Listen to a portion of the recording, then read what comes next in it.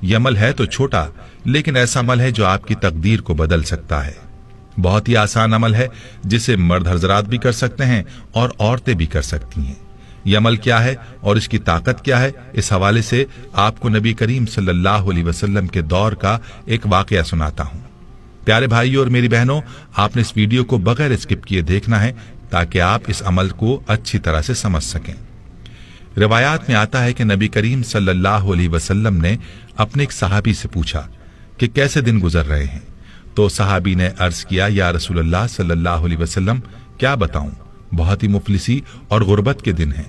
بچپن میں ہی والدین فوت ہو گئے اور زندگی میں تنگیاں ہی دیکھیں، کوئی آسودگی نہیں دیکھی۔ نبی کریم صلی اللہ علیہ وسلم اپنے صحابی سے باتیں کر رہے تھے کہ حضرت جبریل علیہ السلام تشریف لائے اور آپ صلی اللہ علیہ وسلم کو یہ اطلاع دی کہ جس صحابی کے ساتھ آپ بات کر رہے ہیں اس کی زندگی کل ظہر تک ہے۔ نبی کریم صلی اللہ علیہ وسلم کی آنکھوں میں آنسو آ گئے۔ فرمایا، اے میرے صحابی، تیری سب سے بڑی خواہش کیا ہے؟ بتاؤ تاکہ میں تمہاری خواہش پوری کروں۔ صحابی کی آنکھوں میں آنسو آ گئے اور بولا، یا رسول اللہ صلی اللہ علیہ وسلم، میں نے زندگی میں کبھی میٹھا نہیں کھایا اور میری خواہش ہے کہ میں زندگی میں میٹھا کھاؤں، اور دوسری خواہش یہ کہ مجھے زندگی میں نیک بیوی مل جائے تاکہ اس کے ساتھ آسودگی سے زندگی گزاروں۔ نبی کریم صلی اللہ علیہ وسلم نے حضرت ابوبکر، عمر اور حضرت علی رضی اللہ عنہم کو بلایا اور اس شخص سے پوچھا، کیا تمہاری نظر میں کوئی رشتہ ہے؟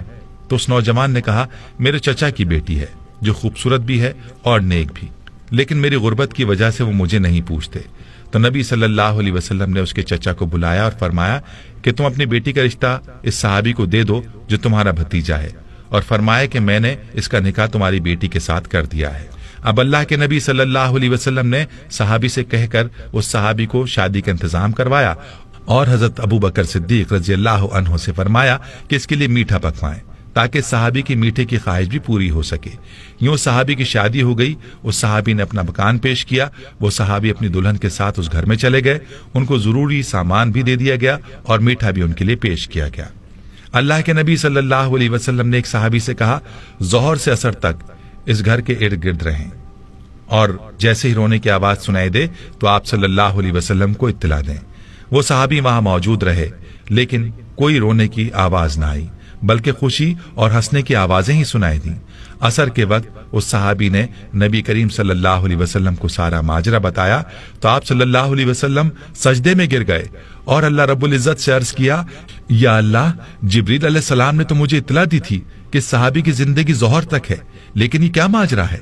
تو غیب سے آواز آئی، اے میرے حبیب، تقدیر میں یہی تھا کہ اس کی زندگی ظہر کے وقت تک تھی، لیکن جب آپ نے اس کی شادی کی اور اس کی خواہش پوری کرنے کے لیے اس کے لیے میٹھا بھی بھیجا تو رات کو یہ صحابی کھانا کھانے کے لیے اپنی بیوی کے ساتھ بیٹھا، ابھی کھانا کھایا ہی نہیں تھا کہ دروازے پر فقیر نے آواز لگائی کہ میں بھوکا ہوں، اللہ کے نام پر کچھ دے دو۔ تو صحابی نے بیوی سے اجازت لے کر وہ سارا کھانا اس فقیر کو دے دیا، اور وہ میٹھا جس کی وہ خواہش رکھتا تھا وہ بھی اس نے فقیر کو دے دیا۔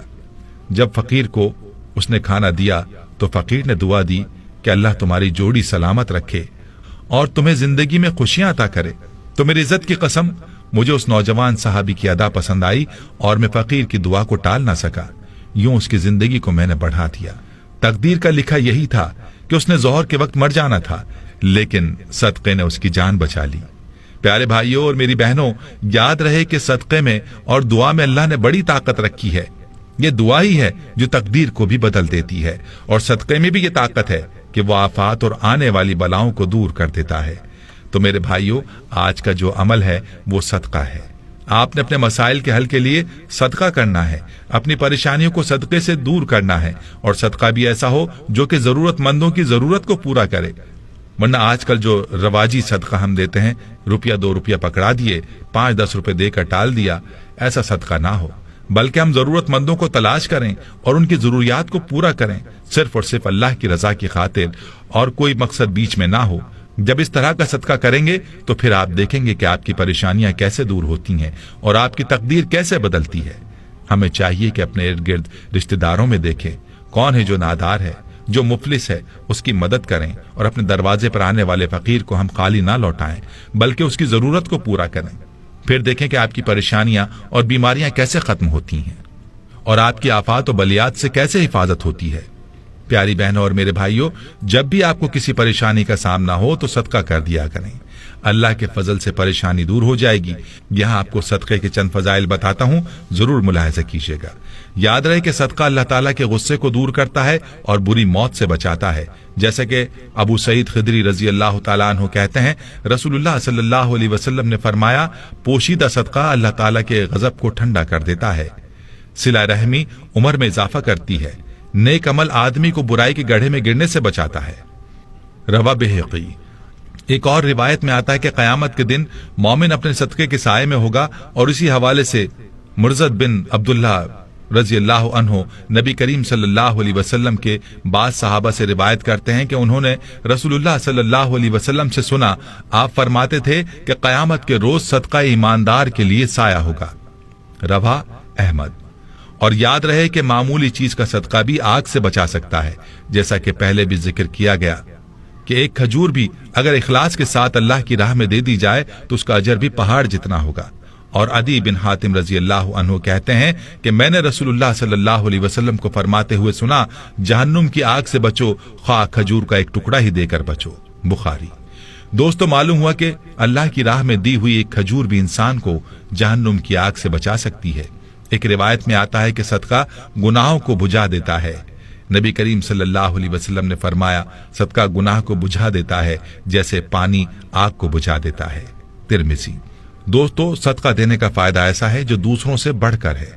खुद ही सोच लीजिए कि पानी किस तेजी से आग को बुझाने का काम करता है, और सदके की मिसाल भी इसी तरह से है कि गुनाहों की आग को ऐसे ही बुझाता है, यानी मिटाता है जैसे पानी आग को।